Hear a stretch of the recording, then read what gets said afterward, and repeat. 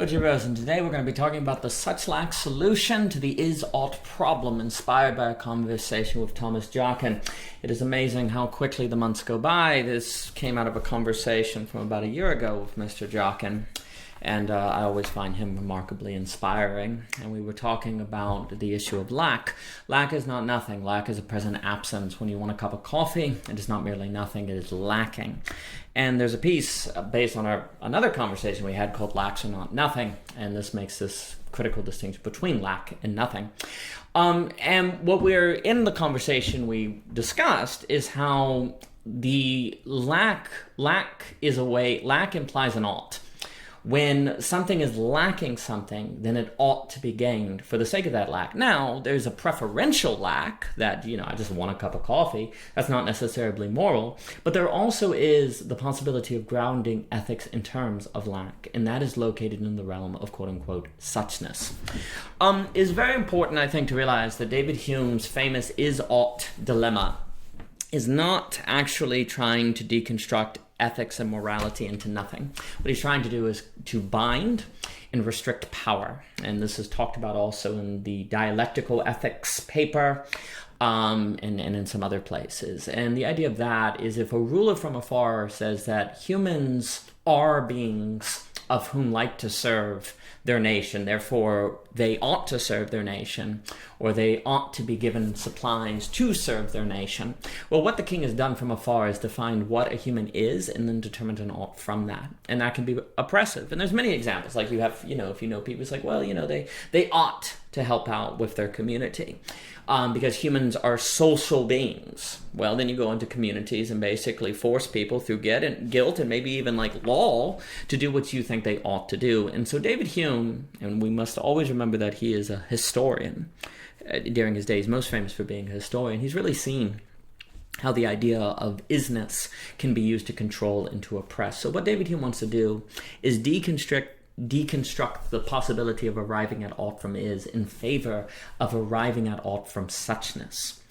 And by such-ness we mean, it's very Heideggerian really, and I actually think this leads into why you can think of some of Heidegger's thought as part of the Scottish Enlightenment, is if I think of the idea of a cat, and I have a thing for using examples of cats, maybe I'm influenced by Schrödinger, hard to say, but if you say a cat ought, does a cat need screws?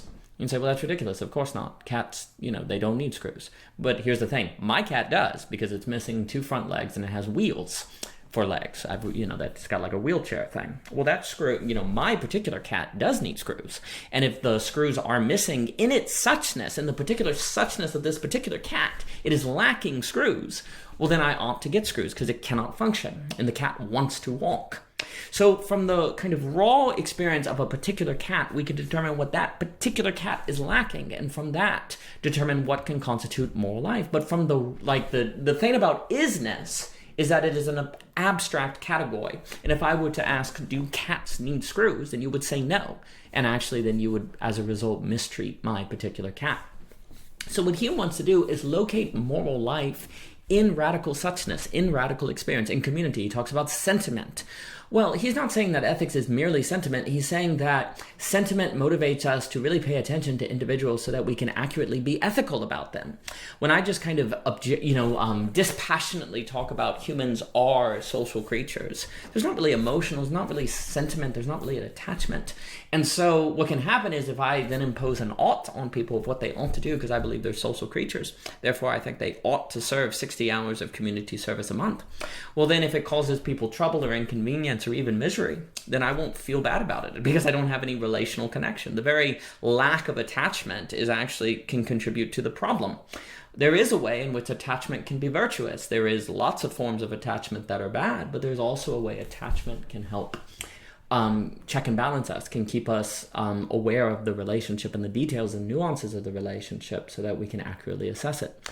So the notion is that it's from a place of such-ness, not is-ness, but concrete such-ness, that we can determine lack. And the thing about lack is lack applies an ought. If my cat is lacking screws, then I ought to get screws, or I ought to help it with screws. Now, there could be another cat that actually is missing front legs and doesn't want wheelchair legs, or the cat does it because the owner would then expect it to get mice, and the cat doesn't want that. And so, there could be another we can't even say that the abstract idea of all cats missing front legs therefore need screws, because it could vary. So particularity is a huge deal. Now, this does not mean that ethics is relative or kind of fluffy or empty, because indeed lackness applies an ought. It's a very real ought, and Thomas Jockin, it has an objectivity to it.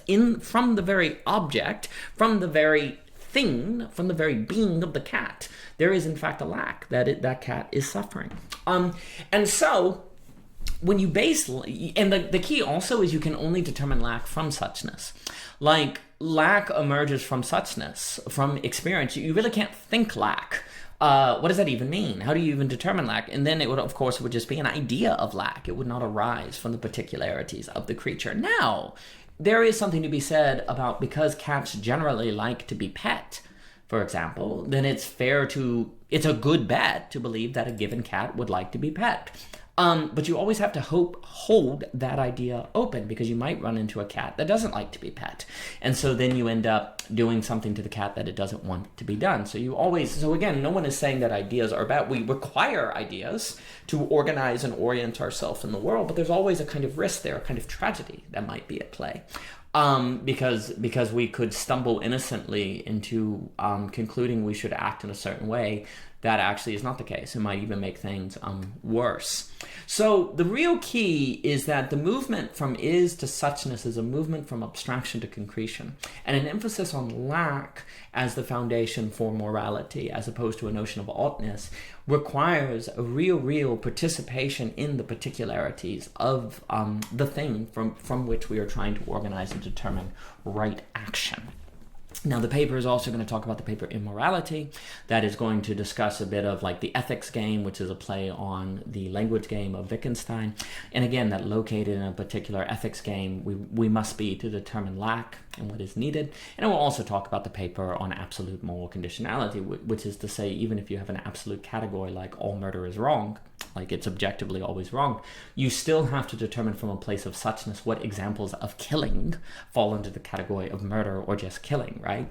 So right there you have a conditionalism, not a relativism, and that's kind of the key here. We need to think about ethics in terms of conditionality, not in terms of relativism, or even kind of an abstract is-ness that functions as a dispassionate, quote-unquote, objective morality that actually ends up oppressive. So again, this came out of a conversation with Mr. Jockin. You can find the conversation in O.G. Rose Conversations. And also, for more details, please see the Dialectical Ethics paper, as well as the Absolute Moral Conditionality. For more of Mr. Jockin's work, please see his YouTube channel. Please see his writings. And for more by O.G. Rose, please check out ogrose.com. And thank you so much for your time.